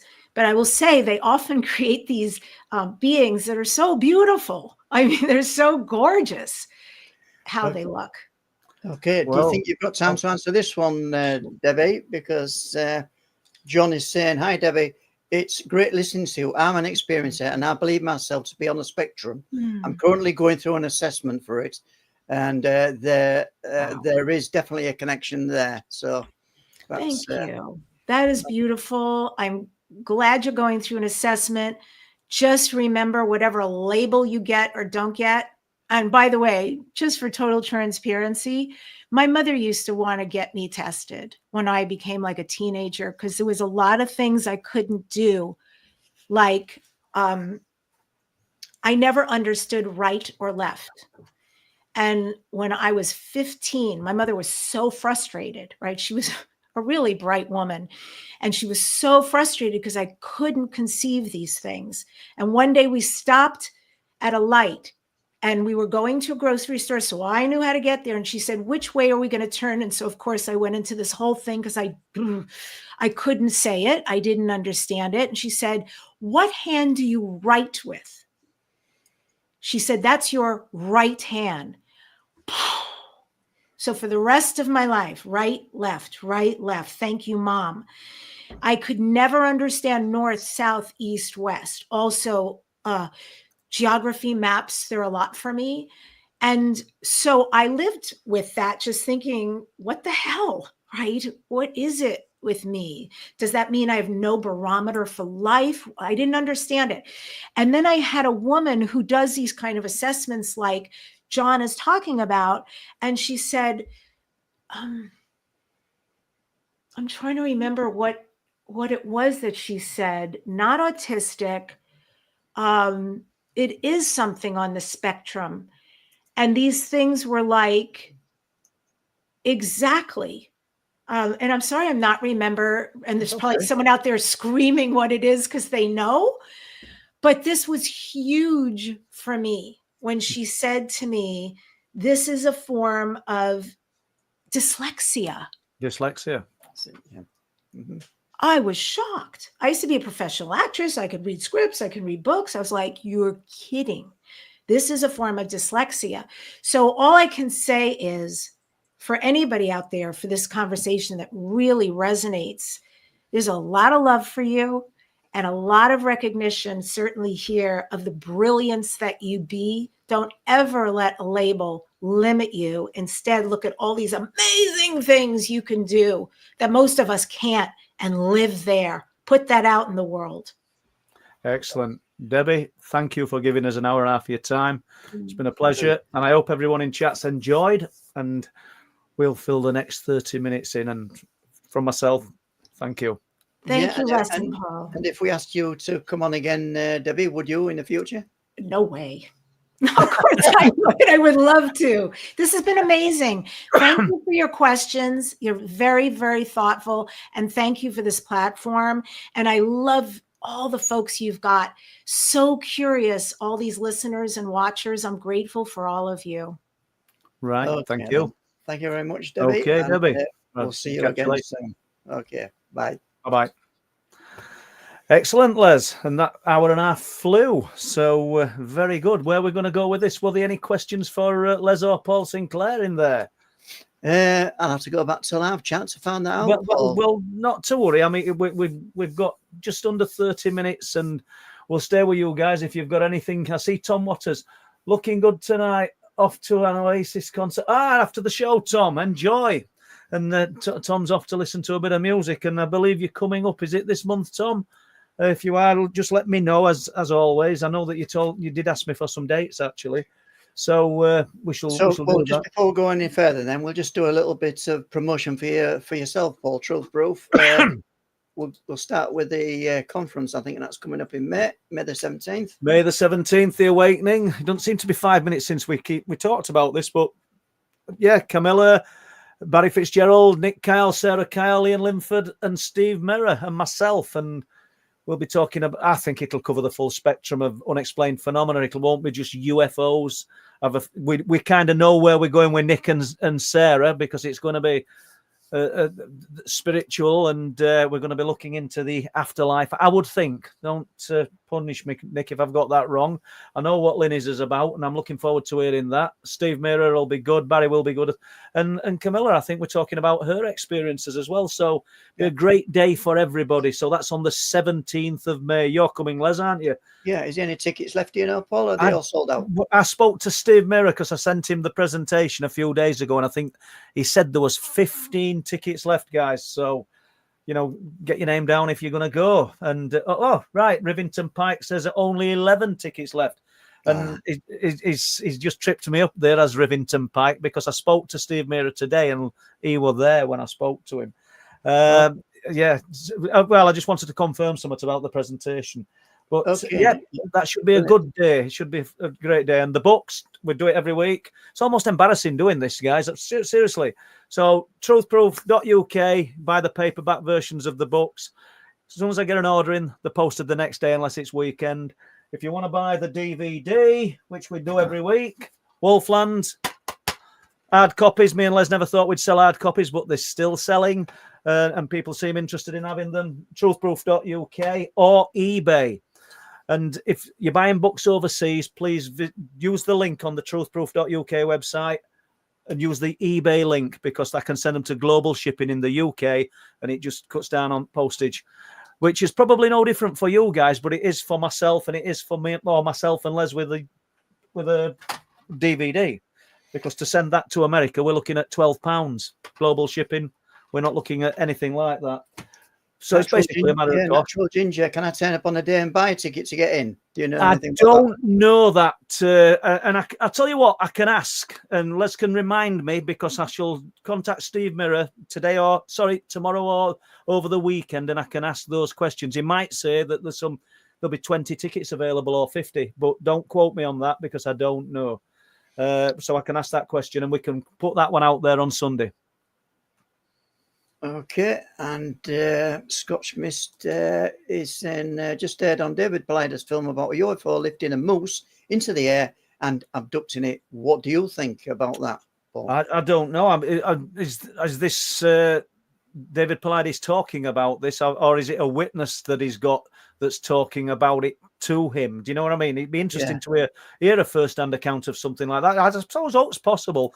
I'll do this on a Sunday night or on a stream when we've got more time. But there's a report from the 1970s that a woman sent me. It's absolutely brilliant. And I spoke to the lady, and she were in a mini car with 5 other people. There's just 5 of them crammed into a mini. So you've got the front seat, driver, and 3 back. It were done. And they were only teenagers, and they're spinning around these roads, and they see a blue light. We'll do it briefly, then we'll do it in detail if you guys want. They see a blue light, they stop, they're looking at it. Instantly, this blue light's at the side of the car. When they actually come to, they're on a different road. I know that a mini's not a moose, but obviously, that if this lady's not lying, this car's being lifted up and put on a different road, and they've no knowledge of any of that happening. Suddenly, they just sort of, I don't know, regain some kind of consciousness after this blackout or whatever's happened, but they're on a different road. It were a road that paralleled the one that they were on previously, but they're on a different road. It's a brilliant story, and one that we ought to turn into a short, really, but it's just one of hundreds. Mike, the Disabled Welshman, Paul, any chance that you will one day have the actual paperback books available on Amazon? The books, Mike, they were on Amazon for years. They really were. And if you go onto the Amazon Kindle versions, because we'll just deal with that and look at all those reviews, and most of them are 5-star reviews for all of the books. And they really are. And I've not wrote them. I've not asked somebody to write them either. What I'm saying is most of them were for the paperback version of the book, but it just got too expensive. I used to get the books and I would post them out and everything.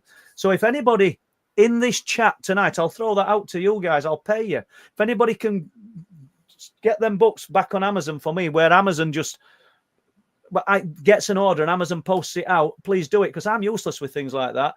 I had it all set up on Amazon where I posted the books out when I got when I got a sale, but it just turned out that it just ended up being too expensive for me. Well, it was hardly worth doing it. You know, you weren't making any money out of it. And then if you got a book that just got lost in post, I sent some abroad once. It cost me £70 with books and everything. And no, I don't deal with Amazon at all like that. But, no, but I don't mind throwing that out. When they ship the item out, don't you have to send them so many hundreds of copies of that? No, because if it's set up by Amazon actually print the book and post it. They get I'm with you now. Yeah, they take the lion's share, but I'm not really bothered about that. If that's how it's got to be, that's how it's got to be. So I take on board what Mike's saying, because I can still sell them on website. There's still people there on website, and I'm never going to be a millionaire with this, guys. No. Okay then, Paul, have we got any new accounts this week? There's not so much new accounts. I mean, myself and Pete, about 2 weeks last Saturday, we filmed that pink stroke blue object in the sky off Bempton, which were fascinating. And I've been down today just putting some little inserts in for some interviews that two men were kindly gave me on Wednesday night, I think it was. Hold on, let's get it right. Monday night. And I'll not say the name of one of them, but a guy who'd come there on holiday. And it does come in chat. He gave me his name in chat. Put it up again, please, because it's a different name to what you are. Then I'll know. And basically, he went to Reeton, walked up the beach as the light's fading, and claims that a light came out of the side of the cliff door. That's how it looked. Halfway up the cliff, a red ball of light floated down. And that's what he said it looked like. It just floated down towards the sea and stayed over the sea. He's looking at this. I think he said it was flickering between white and orange. And he's thinking, well, could it be a Chinese lantern or anything? But he said it started halfway up the cliff and appeared to come out. Stayed over the sea, split into two, so we can forget about Chinese lanterns, and becomes literally two lights over the sea. It's quite a long sighting. He did say how long, but I think we're talking about going on for an hour, this sighting. It was dark when he'd finished and he's walking back towards Reeton. And just a really, really good sighting, I think. And then when he got home, things were happening at home. So many people I don't mean capitalizing on this, but talking about the after effects, the things that happen after these major sightings. I don't know whether these objects come with us or whether it just opens us up to the possibility of many other things. So that was his sighting. And then the other one, I think we've talked about this one, and that came from Dominic, who I'll not mind mentioning his name. I filmed both men, because we're going to put this out when, Les? When are you going to put this Monday? Yeah. And I've just put a few inserts in it today, or I've got a few inserts done for Les to slip in before Monday. And Dominic went up there, I think it was 2019, but if he's on chat now, he can correct me. Went up with his brother-in-law. He's on to cliff tops, and it sounds like he's seen what people call the ghost of Big Railings, because he's there with his brother-in-law, and further down the path in the complete pitch black, there's a tennis ball-sized light. That's about head height. So that's where the fishermen think it's a fisherman with an headlight. And he said to his brother-in-law, I'm going to walk down. I don't want to make him feel uncomfortable. I'm going to walk down to him. And that's what he did. There's nobody there. There's just nothing. He put his torch on. There's nothing there. So that's interesting in itself. Later in the night, two friends rang, a husband and wife, to see how this guy and his brother-in-law are going on in the darkness up at Bempton. And during that phone call, there's voices on the phone.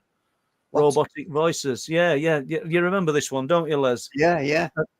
So it's a fascinating story, and it's just brilliant getting these bits of information. I've got more questions in there, Les.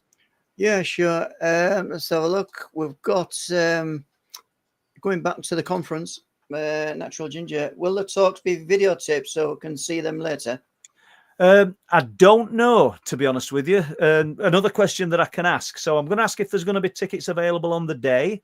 And I will ask if this is going to be videotaped and put out onto maybe Steve Mirror's YouTube, maybe, or it might be for something else. But we'll find out about that one, won't we? And will it be videotaped so we can see them later?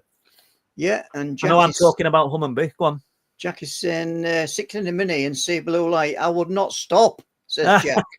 Well, it's not the police. It weren't the police. But No. I know what you're saying. Yeah. But yeah, 6 of them in the mini. Something tells me it was 1977. Wow.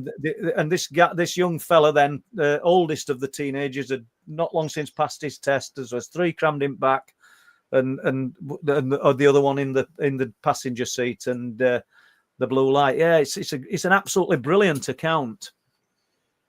Right then, Lee Roscoe is saying, question, Paul, can you tell us about the accounts on TikTok from Truth Proof if some people do not have an account?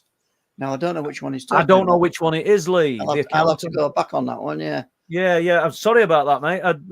Just tell us in the chat, Lee. I thought you were going to ask me to tell you it then. Let's just tell us, Paul. I don't know which one it is. If Lee puts it in the chat, we'll know which one it is. Yeah. We do that.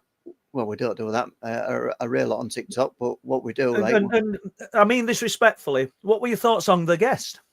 Because she were a little bit different to the guests we normally get on, and I personally didn't mind the things that this lady spoke about, but I sometimes have to question how they can have so much knowledge.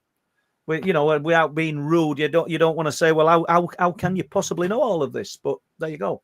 Yeah, well, I thought she was very interesting and yeah, definitely, very authentic and obviously very articulate in what she was saying to us tonight. And I'm sure there's lots more in there that she could talk about and enlighten us with, Paul. Well, absolutely, because towards the end, when she started talking about inner Earth, and I'm thinking, didn't know whether we could have touched on anything like that with you, because I thought we were all going to be starseeds and love and light, but it would have been interesting to hear a bit of that information. Well, yeah, and when she was talking about subterranean creatures and things, because you kind of sort of like delved into that little area, or are you still writing a book about that? Yeah, absolutely. The sub-universe, yeah. Sub-universe, precisely. I mean, whatever information. I think Natural Ginger, I think we're on with that one. I think that's her answer to that. But okay, but skeptical of facts. Yeah. I think we can all agree to disagree. I mean, one man's UFO is another man's satellite. That's all I'll say. We all have varying degrees of proof. Yeah, and Mike Disable Watchman, she was very good, great speaker. Thanks, Mike. And Laura is saying, I thought she was very interesting. And it's fascinating times. Fascinating. It is fascinating times, Laura. And for anybody that don't know, that's my daughter and our youngest daughter. And yeah, strange things happened, Laura, as you know.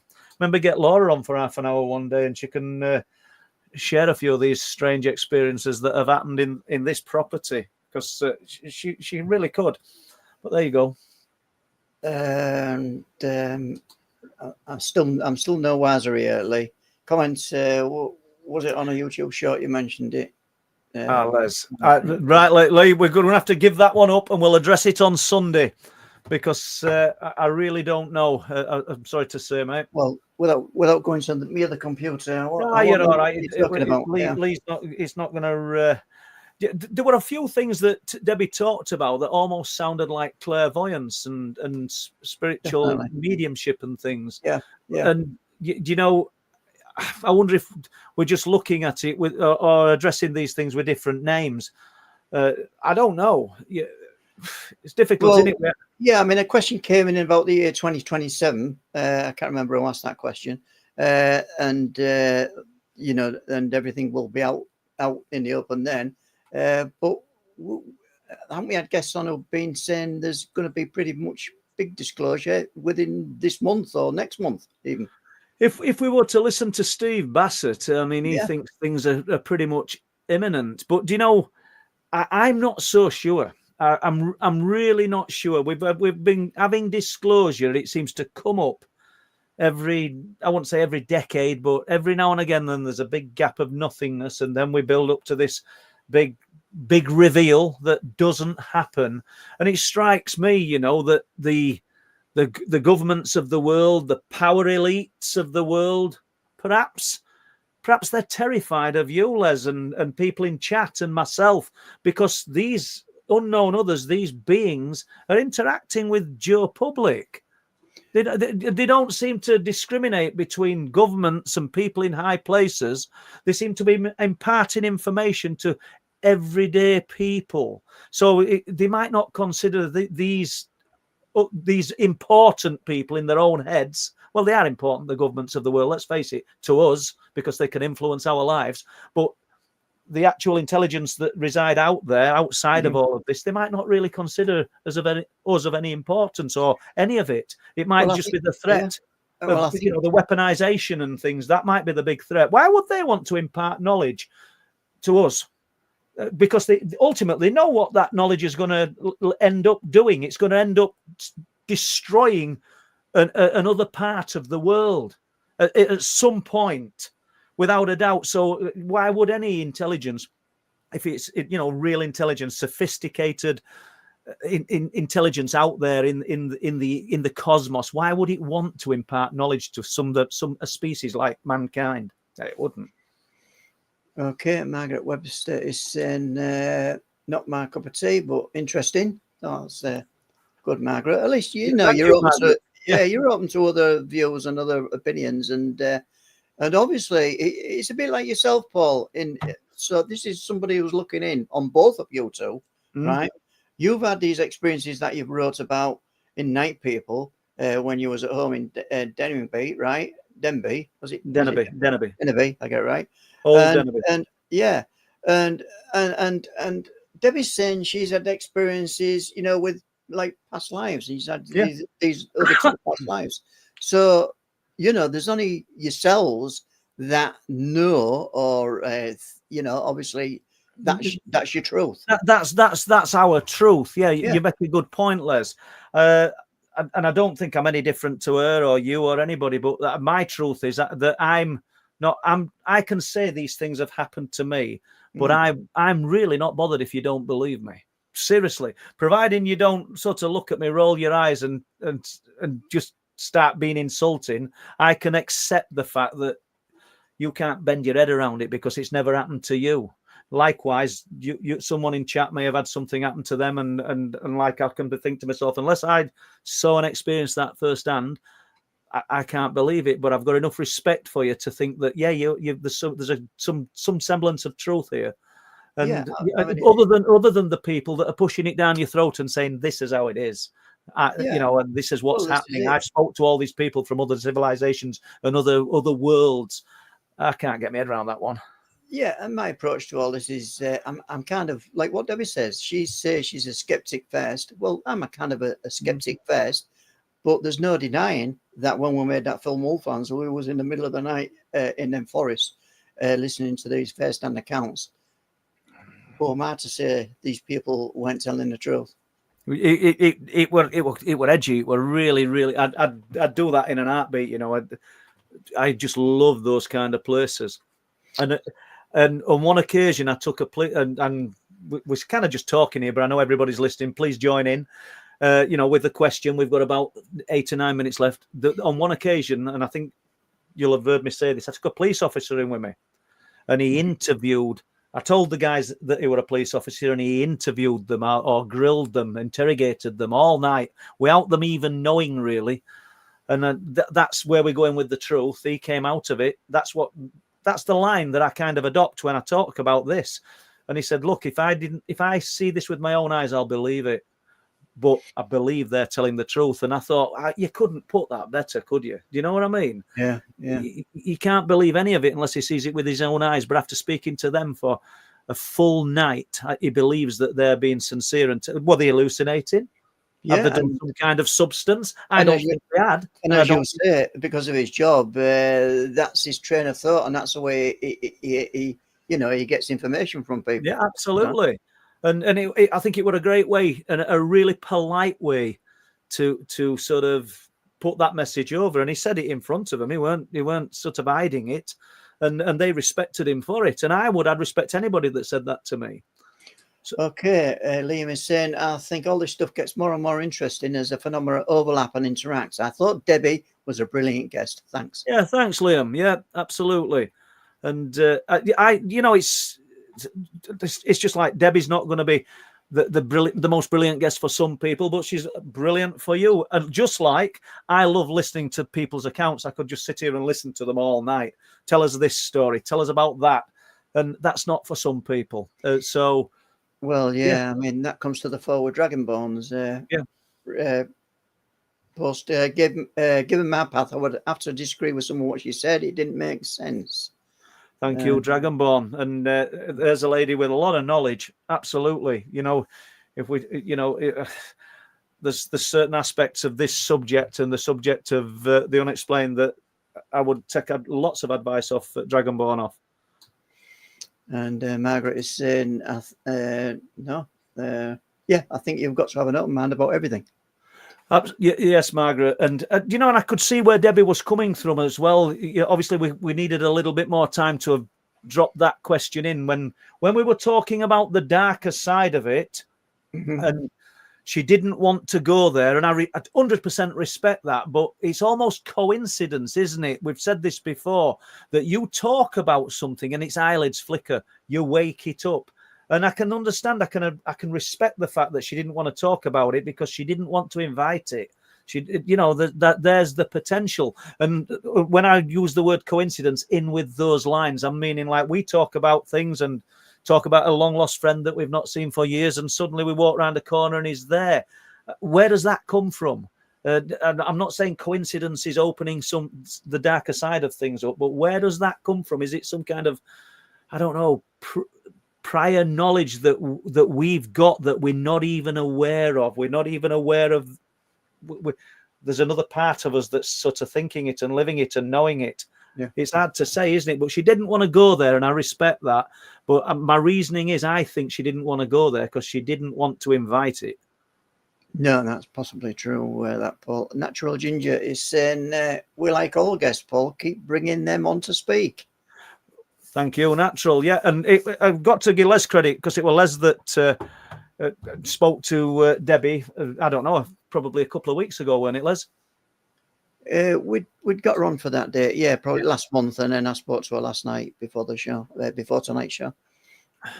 Yeah, so that's good. And I'm looking for other things in the chat here, Paul.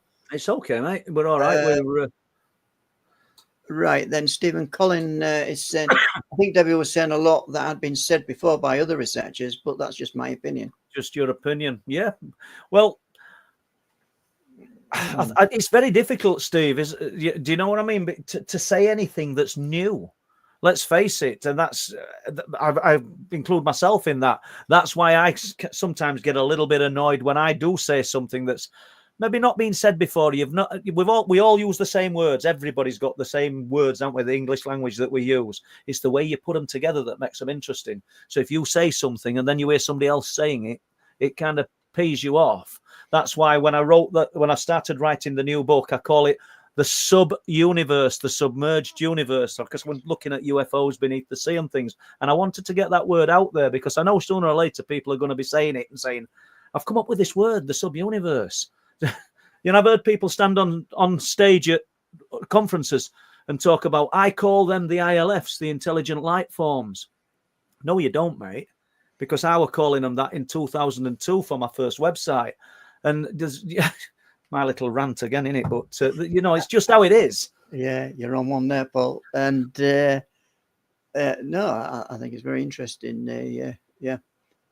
So basically, any predictions from now to 2030? Only for probably a prediction that we're not going to have disclosure, but I'd love to be proved wrong, though. Right then, so Laura is saying, I understand what you just said that entirely about her not wanting to engage. By talking about it. You're engaging. Yeah, I think we do. I think that, and jumping back to the witnesses, Laura, and everybody else here, jumping back to the witnesses that I've spoken to, some have shared accounts and then said that they've almost felt like they've woke it up. Whatever it was that interacted with them, it's almost a knowing. So maybe there's someone in it. In it.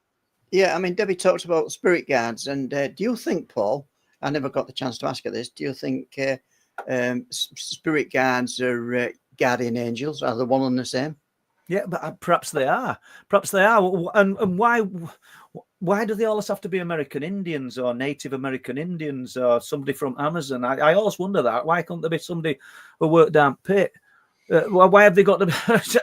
I'm not even being sarcastic. Well, it sounds sarcastic, doesn't it? But why? Why does it have to be that? Why does somebody always have to have been an high priestess, or why do they have to have been? They come back and in a past life they were a queen or a famous king.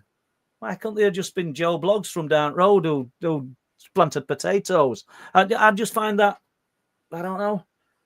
Yeah, or a carpenter builder, Paul. Yeah, or a carpenter or a carpet fitter. Carpet fitter. Yeah.